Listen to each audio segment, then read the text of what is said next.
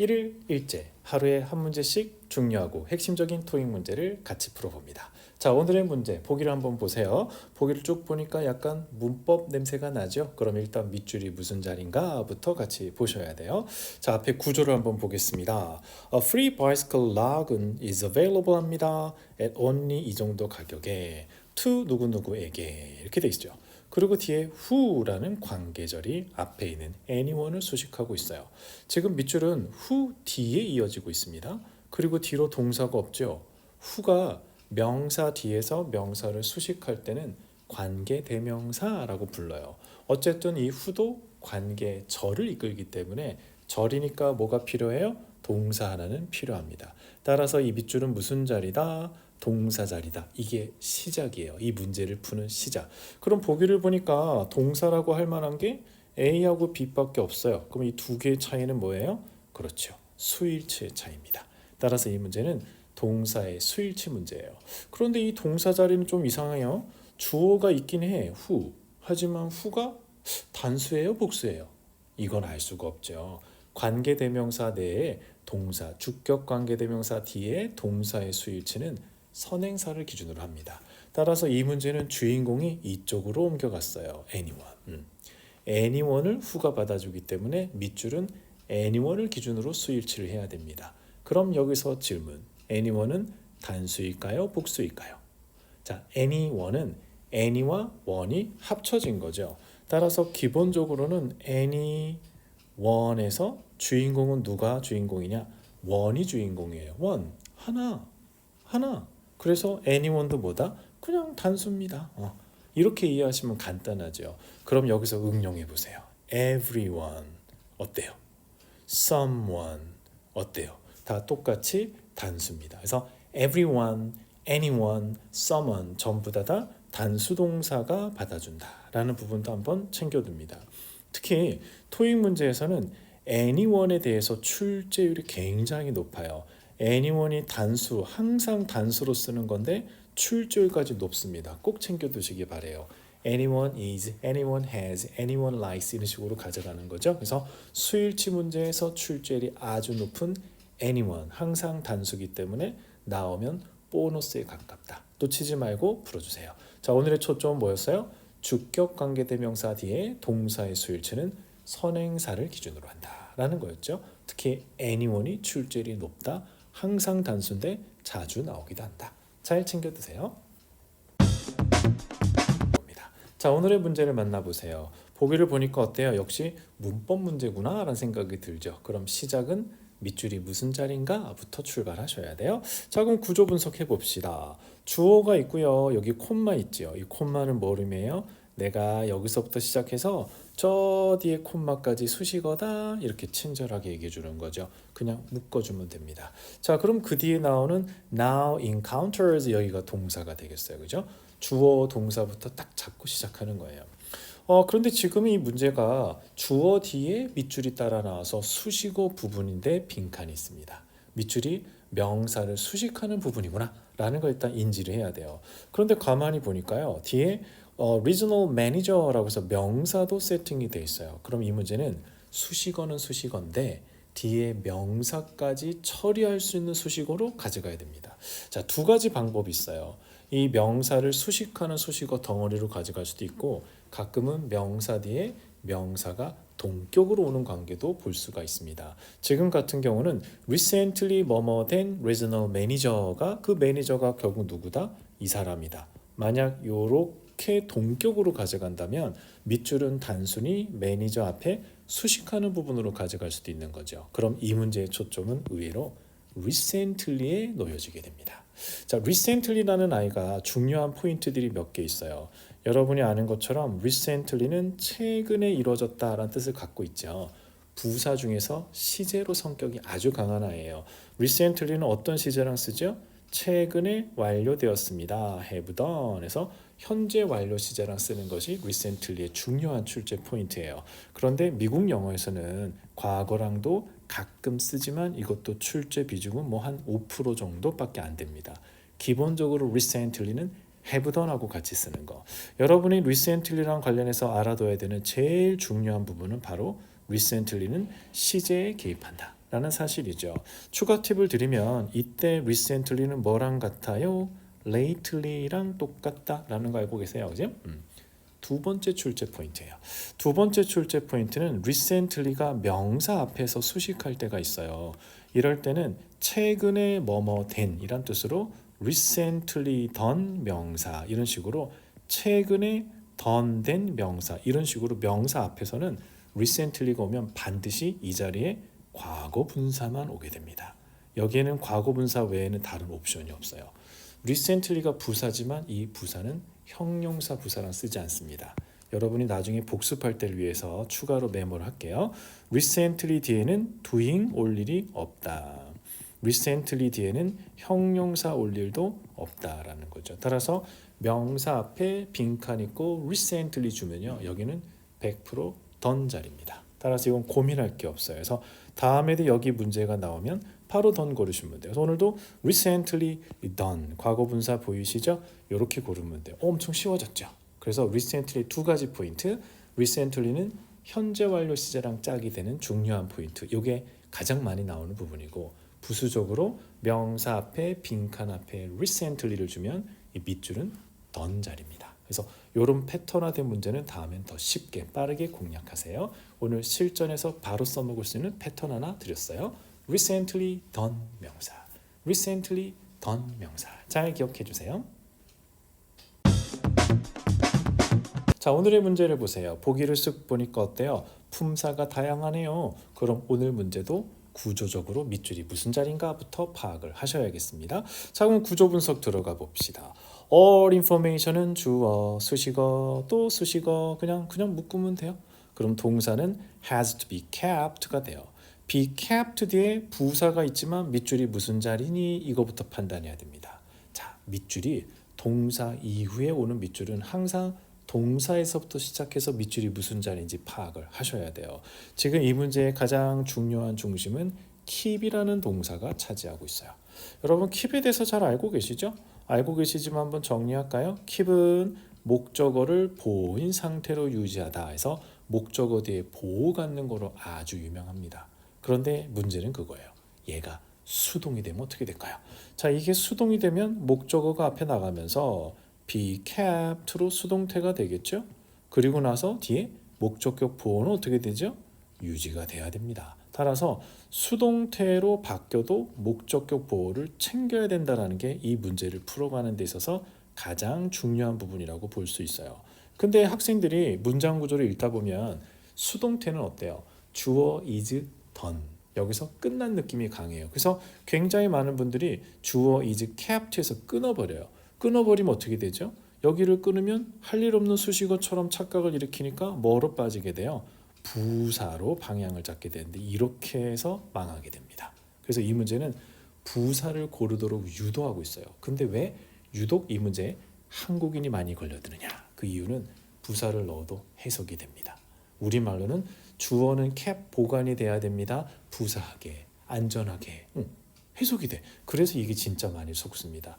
조심하셔야 돼요. 어떻게 접근하라고요? 킵이네.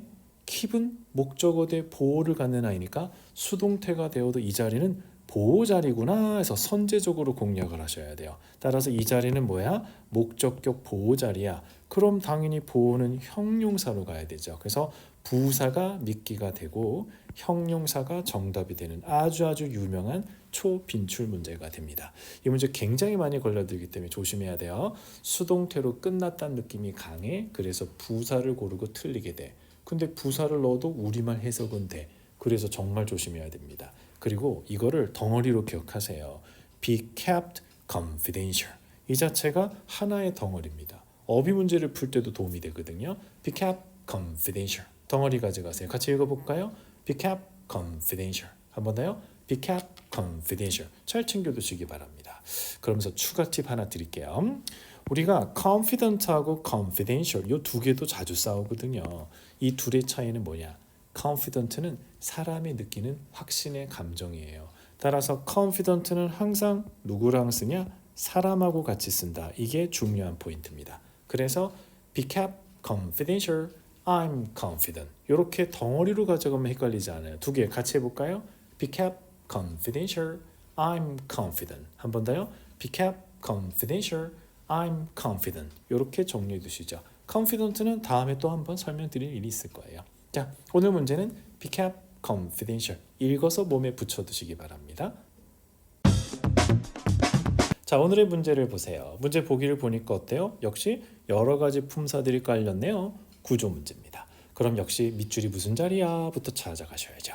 자, 앞쪽에서 보니까 최근 rising housing prices가 주어고 뒤에 수식어 지나서 밑줄은 동사 자리인가 뒤로 동사 안 보이니까 동사 자리네. 이게 시작. 이 문제는 일단 밑줄이 동사 자리야 부터 출발해요. 그럼 보기를 보니까 prompt 형용사 알아. 그리고 ly 붙은 prompt는 부사 알지. 그런데 그러면 동사가 없는 거야? 이런 생각이 들 수도 있죠. 자, prompt는 형용사이지만 동사로도 씁니다. 여기서 prompt가 동사일 때 구조 하나 정리하고 갈게요. prompt는 동사일 때 prompt의 의미 자체가요.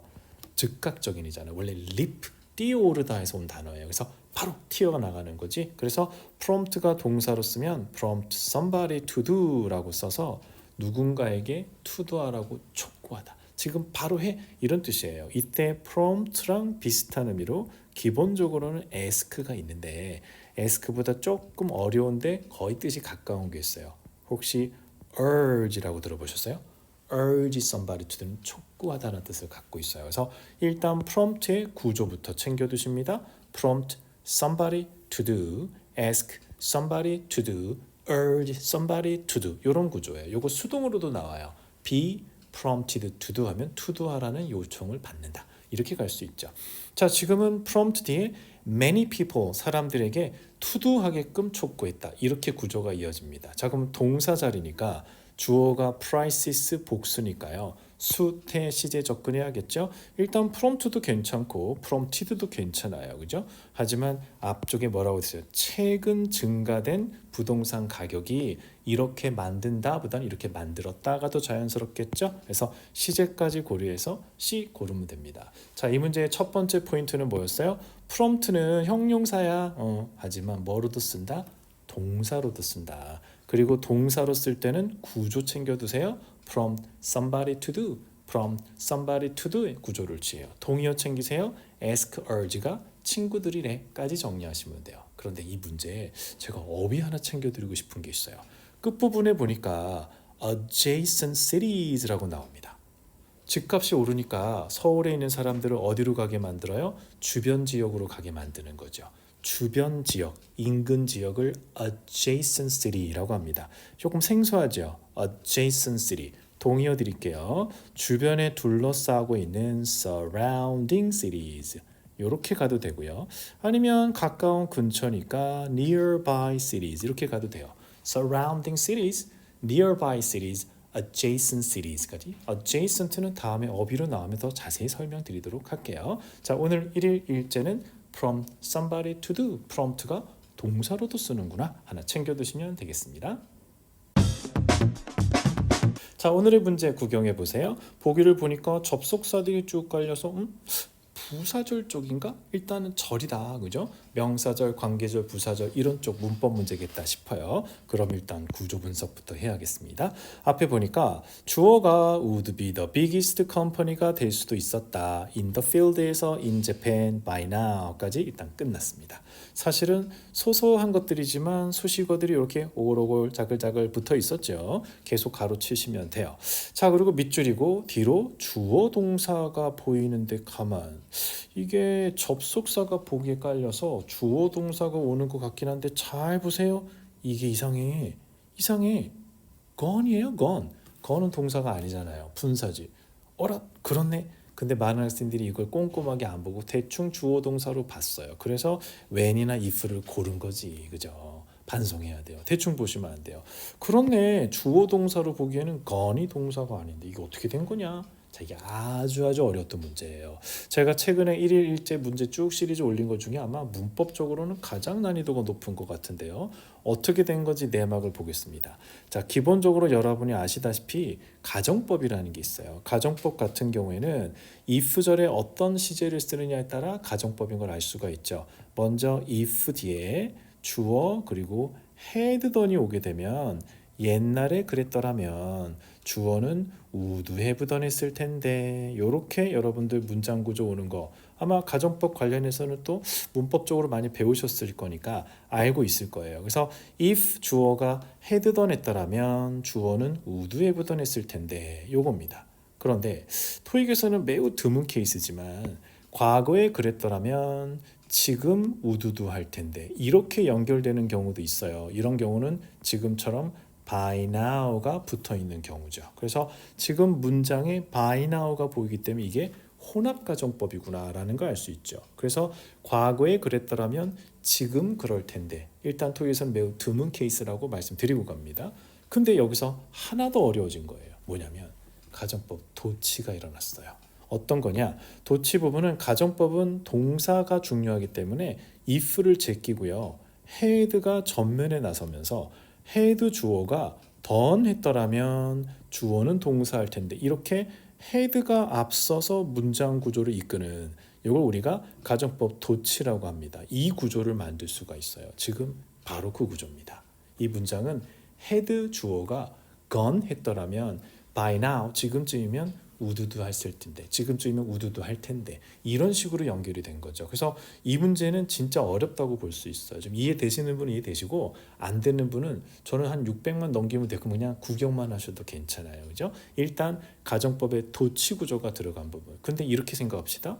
이게 가정법 도치인지 뭔지 몰라도 그래 주어 merger 뒤에 gone이 동사가 아닌 건 봤어야지. 그렇죠? 그거는 봤어야 돼요. 이상하다라는 느낌은 잡았어야 됩니다. gone이 있어서 이건 주어 동사 구조가 아니다. 그 말은 had 주어가 gone 했더라면 이렇게 가정법 도치가 된 구조입니다. 매우 어려운 문제였기 때문에 참고만 하자라고 생각하시면 돼요. 스트레스 받지 말자. 오늘은 아주 어려운 문제였다. 그런 거죠. 900점 이상자들은 도전하시기 바랍니다. 자, 오늘 1일째 아주 어려운 가정법 도치 한번 살펴봤습니다. 자, 오늘의 문제를 한번 만나보세요. 저 오늘 문제를 보니까 보기를 보니까 대명사들이 쭉 깔려 있죠. 그래서 대명사와 관련된 문제구나 라는 걸 알 수 있어요. 토익에서 대명사 관련 문제도 비중이 크기 때문에 잘 정리를 해두셔야 돼요. 자, 먼저 앞부분부터 볼까요? Some of the worn part, 부품 중에 다른 거, worn이니까 마모가 되고 다른 부품 중에 일부는 some, 교체를 할 수 있어요. 누가? 차주가 직접, 본인이 직접 교체할 수 있습니다 라고 얘기를 했습니다. But 그러나 주어는 교체가 돼야 됩니다. 전문적인 mechanic, 자동차 정비소에 가서 인증받고 공인받으리죠. certified. 그래서 공인받은 정비사가 교체되니까 아무나 함부로 아마추어가 교체하면 안 돼. 뭐 이런 정도가 되겠죠. 자, 현재 대명사에서 짝을 이루는 부분을 보셔야 돼요. 여러분이 문장에서 이 but이라는 부분 있잖아요. but이라는 부분은 잘 챙겨 보셔야 돼요. 이 but이 갖고 있는 기준은 앞과 뒤를 서로 대조적으로 만들어 주잖아요. 그럼 앞쪽에 일부 부품이라고 얘기를 했어요. 일부는 고객이 직접 교체할 수 있다. 그러면 뒤에 나오는 부분은 but을 중심으로 뭐예요? 이 some과 서로 대조가 되는 게 들어와야 돼요. 일부는이 나왔으니까 다른 일부 또는 일부를 제외한 나머지 전부다. 요 정도 맥락이면 되겠죠. 현재 보기를 보니까요. each other이 보입니다. each other 굉장히 쉬워요. 근데 학생들이 이걸 굉장히 잘못 알고 있더라고요. each other는 서로가 그러니까 서로니까 이게 뭔가 주어도 될 수 있을 것도 같고 수식어도 될 수 있을 것 같지만 이참에 기억 한번 해두세요. each other는 주어로 사용하지 않습니다. 수식어로 사용하지도 않습니다. 그럼 얘는 어디에 쓰는 거야? 이 아이는 목적어로 쓰는 거예요. 목적어. 그래서 결과적으로 each other는 우리는 서로를 사랑합니다 할 때 we love each other 이런 식입니다. We love each other. People help each other. 이런 식으로 목적어 자리에만 쓴다는 것도 기억해 두세요. 실전 시험에서요. 수식어 자리에 each other를 보기에 깔면 은근 학생들이 골라요. each other는 수식어의 재료가 아니다 라는 사실도 꼭 기억해 둡니다. 자, other라는 아이는 유명하죠. 얘는 형용사예요. 형용사이기 때문에 other는 반드시 뒤에 명사가 따라 붙어야 됩니다. other thing, other people, other candidates 이렇게 와야 되죠. other 혼자서는 안 된다라는 거 그게 오답의 이유죠. another은 혼자 쓸 수 있어요. 하지만 아까 some이 나왔잖아요. 앞에 some이 나왔는데 일부 해놓고 또 다른 하나는 좀 어색하죠. 보통 another은 누구랑 짝을 이루죠? 하나를 얘기하고 나서 하나 그리고 또 다른 하나 이렇게 보통 이어지는 게 일반적이에요. 그래서 국어적으로 어색하다라는 거. 그럼 결국 일부는 고객이 교체할 수 있지만 다른 일부는 이란 뜻의 others죠. others 다른 일부는 고객이 함부로 교체하면 안 됩니다. 이런 맥락이죠. 자, 이 자리는 사실 others도 들어갈 수 있지만 the others도 가능은 할 수 있어요. 왜냐하면 일부를 제외한 나머지 전부 다를 얘기할 때는 더만 붙여주면 되거든요. 결국은 여기에 더가 있고 없고는 어떤 차이예요? 나머지 전부 다와 다른 일부 그 차이밖에 없어요. 그래서 보통은 some, others, the others 이렇게 세 가지로 분리해서 쓸 수도 있습니다. 그래서 오늘은 some과 others가 서로 대조적으로 짝을 이루고 있는 부분에 대한 문제였어요. 일부는 다른 일부는 some, others 짝이에요. 다시 한번 기억하세요. some, others 이게 조합이었습니다. 오늘의 문제는 대명사 관련 문제였습니다. 자, 오늘 문제를 한번 만나보시죠. 오늘 문제를 보니까 보기를 쑥 봐도 어때요? 이거는 구조를 일단 먼저 봐야겠어 라는 생각이 들죠. 자, 먼저 as reliable 그리고 밑줄이 보여요. 전치사 as를 중심으로요. 앞에 어도 있으니까 이 자리는 명사 자리구나 라는 걸 쉽게 알 수 있습니다. 그래서 보기를 쓱 보니까 명사처럼 생긴 게 하나 그리고 두 개 보입니다.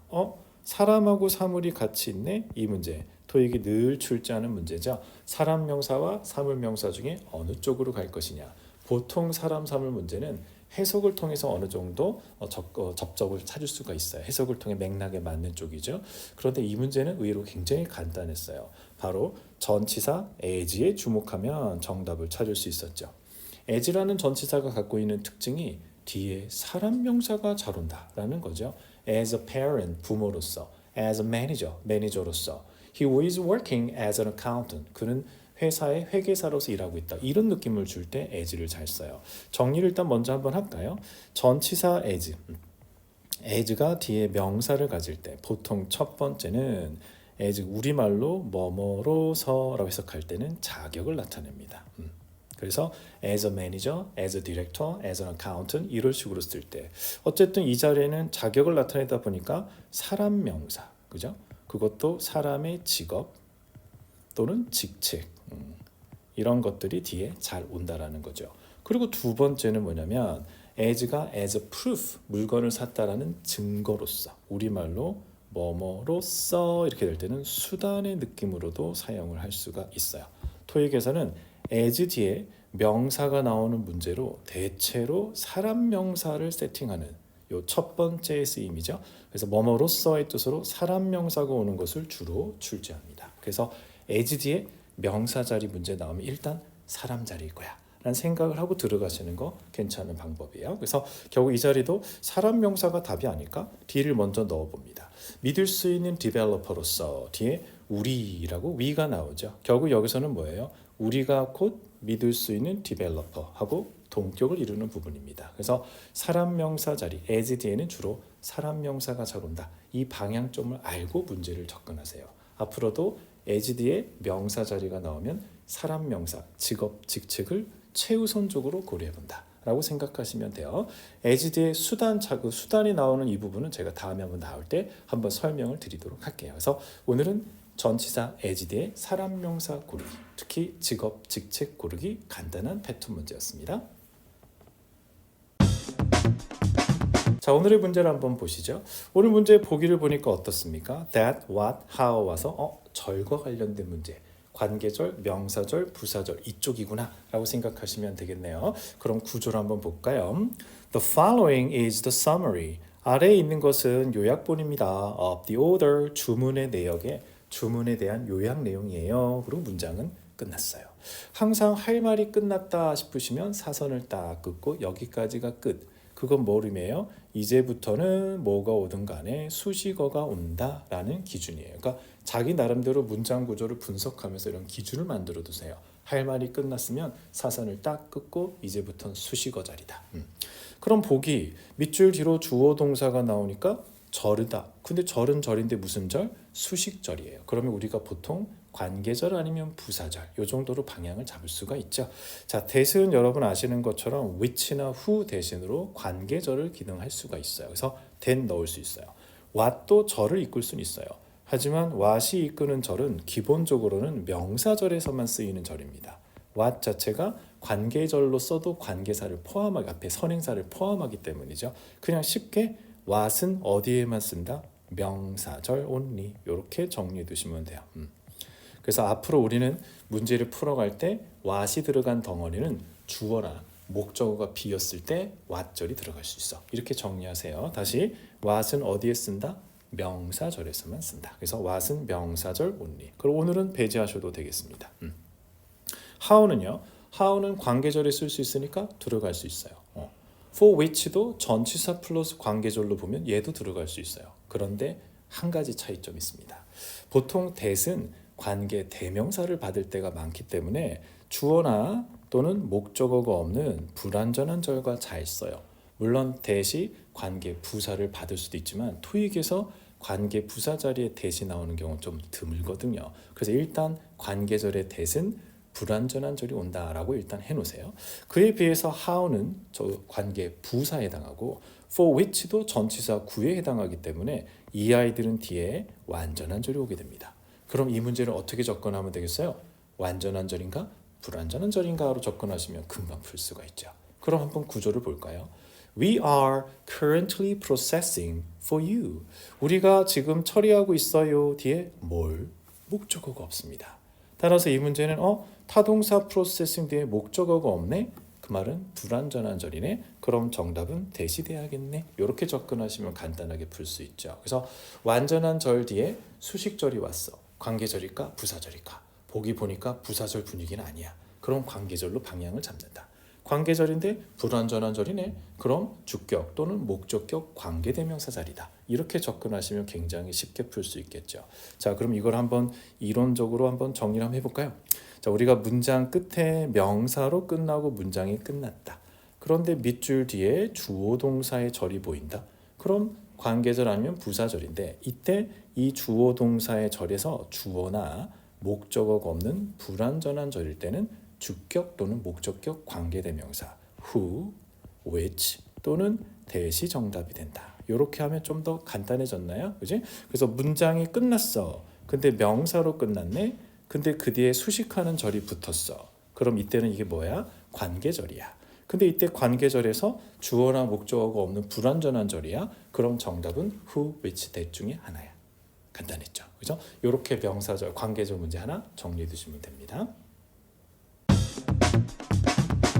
자, 오늘의 문제를 한번 보실게요. 자, 문제 보니까 보기를 쓱 보니까 어때요? 부사어휘 문제인가? 라는 생각이 들어요. 일단 자리 확인 먼저 한번 해볼까요? The recruiting malfunction이니까 자꾸 반복되는 오작동입니다. 고장이죠. 고장이 has be 되고 있다. 밑줄이 있고요. 보기를 보면 부사들이 깔렸기 때문에 부사어휘 문제구나. 오케이. 그렇게 방향은 잡았어요. 그런데 이 문제 보기를 쓱 보니까요. 뭔가 많이 보던 친숙한 세팅이 보이지 않아요? 보통 already하고 yet이 보기에 같이 나오죠. 그때 우리가 알다시피 already는 긍정문에 쓰고 yet은 부정문에 씁니다. 보통 don't yet, haven't yet, isn't yet 이렇게 쓰게 되죠. 그래서 우리 입장에서는 현재 has 뒤에 not이 없네. has만 있잖아. 그러니까 이 문제는 긍정이니까 already가 답일 거야 했는데 웬걸 이 문제 정답이 yet이었어요. 이건 도대체 뭘까? 자, 일단 이렇게 한번 정리를 해봅시다. 먼저 우리가 아는 yet이라는 아이는 가장 큰 특징 첫 번째 부정어에서 부정문을 강조합니다. 그래서 부정문에서 사용한다라는 게 가장 중요한 점이죠. 그래서 보통 우리가 평소에 yet을 쓸 때도 not yet 이렇게 not과 함께 세트로 많이 쓴 거 기억나시죠? 너 그 영화 봤니? 이번에 새로 나온 거 not yet.